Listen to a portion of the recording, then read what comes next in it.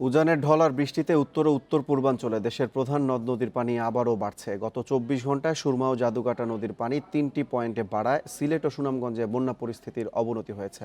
প্লাবিত হচ্ছে নতুন নতুন এলাকা। সকালে লালমনিরহাটের ডালিয়া পয়েন্টে তিস্তার পানি বিপদসীমার ২৪ সেন্টিমিটার ওপর দিয়ে বইছে। সুনামগঞ্জে সুরমা নদীর পানি বিপদসীমার ৫৪ সেন্টিমিটার ওপর দিয়ে বইছে। এরই মধ্যে সিলেট ও সুনামগঞ্জে প্লাবিত হয়েছে বেশ কিছু নির্মাঞ্চল। পানি ঢুকেছে সুনামগঞ্জ শহরের তেহেরিয়া, মধ্যবাজার, মল্লিকপুর আবাসিক এলাকায়। কুড়িগ্রামে বেড়েছে ধরলা, ব্রহ্মপুত্র, তিস্তার পানি। প্লাবিত হচ্ছে নদী তীরবর্তী চরাঞ্চল। গাইবান্ধায় বাড়ছে করতোয়া ও তিস্তার পানি। আবারও বন্যার শঙ্কায় গোবিন্দগঞ্জ, পলাশবাড়ি। লালমনিরহাট ও নীলফামারীর ছোট বড় ২৫টি নদ নদীর পানিও বাড়ছে।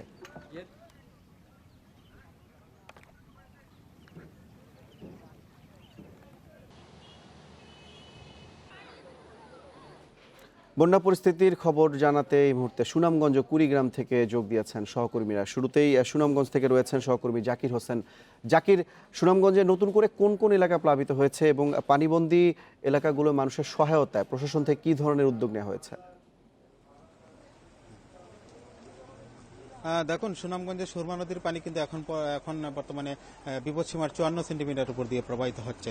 সুরমা নদীর পানি বিপদসীমার ৫৪ সেন্টিমিটার উপর দিয়ে প্রবাহিত হওয়ার সাথে সাথে গত রাত্রে থেকেই আমরা দেখেছি সুনামগঞ্জের পৌর শহরে মূল শহরে কিন্তু পানি প্রবেশ করতে শুরু করেছে। আমি এখন যেখানে দাঁড়িয়ে আছি এখানে শহরের ঠিক মধ্যভাগ এটাকে বলা হয়। তো এখানে নিশ্চয়ই আপনি দেখতে পাচ্ছেন, এখানে হাঁটু জল পর্যন্ত, কোথাও কোথাও কোমর পানি পর্যন্ত মানুষ কিন্তু যাতায়াত করছে, খুব বিড়ম্বনার শিকার হচ্ছে এতে করে। এই এখন আজকে দ্বিতীয় দফা বন্যা সুনামগঞ্জ শহরে পানি প্রবেশ করেছে। এতে করে চরম একটা দুর্ভোগের মধ্যে মানুষ কিন্তু দিন যাপন করছে।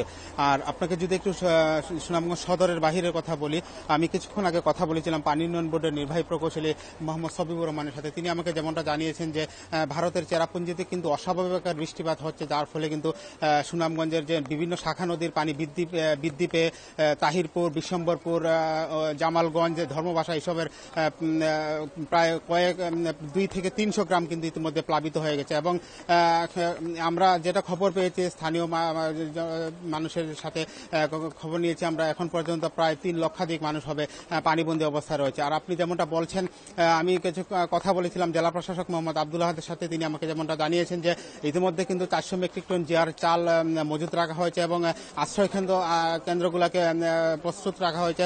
আমরা গত রাত্রে থেকে খবর পেয়েছি আশ্রয় কেন্দ্রগুলোতে কিন্তু বন্যার্তরা কিন্তু উঠতে শুরু করেছে এবং প্রতি উপজেলার জন্য ৫০০ প্যাকেট করে শুকনো খাবার পাঠানো হয়েছে বলে আমাকে জানিয়েছেন জেলা প্রশাসক।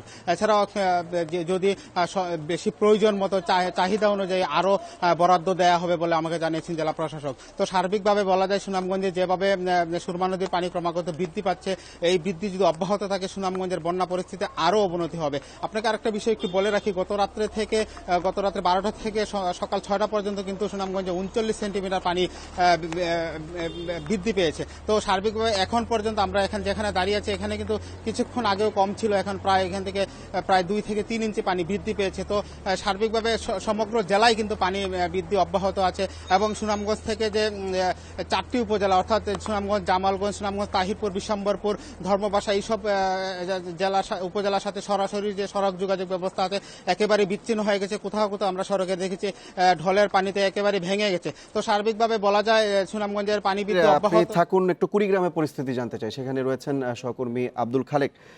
খালেক, একটু জানতে চাই যে কুড়িগ্রামের নদ নদীর পানি বিপদসীমার কোন পর্যায়ে রয়েছে, নতুন করে কয়টি এলাকায় পানি প্রবেশ করেছে?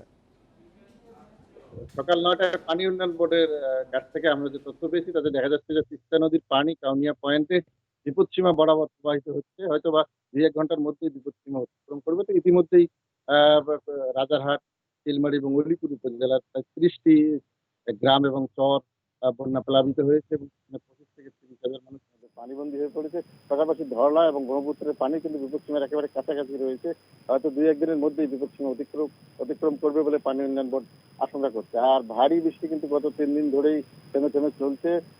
এখানে তো চলছে, আবার ভারতীয় অংশে যে নদীর উজানে সেখানেও কিন্তু ভারী বৃষ্টিপাত অব্যাহত রয়েছে, ফলে পানি বৃদ্ধি অব্যাহত রয়েছে এবং যারা ইতিমধ্যেই ঘর ছেড়ে রাস্তায় বাঁধে আশ্রয় নিয়েছেন তারা কিন্তু পানি কমার সাথে সাথে একটু ঘরে ফেরার যখনই চিন্তা করছিলেন তখনই আবার নতুন করে পানি আসার কারণে তাদের দুর্ভোগ আরো বৃদ্ধি পেয়েছে। পলিথিন টাঙ্গিয়ে রাস্তার পাশে তারা অত্যন্ত অমানবিকভাবে জীবনযাপন করছেন। তো জেলা প্রশাসকের সাথে আমার কথা হয়েছে। তিনি জানিয়েছেন যে এই বন্যা পরিস্থিতি মোকাবেলার জন্য তারা ইতিমধ্যে যথেষ্ট প্রস্তুতি গ্রহণ করেছেন। এই মুহূর্তে তাদের হাতে ৪০০ মেট্রিক টন চাল, ১১ লক্ষ টাকা এবং ৩,০০০ প্যাকেট শুকনো খাবার মজুত রয়েছে এবং যখনই যেখানে প্রয়োজন হবে তখনই তারা এই খাদ্য সামগ্রী বিতরণ করবে বলে আমাকে জানিয়েছে। সুনামগঞ্জ কুড়িগ্রাম থেকে বন্যা পরিস্থিতি জানছিলাম সহকর্মীদের কাছ থেকে।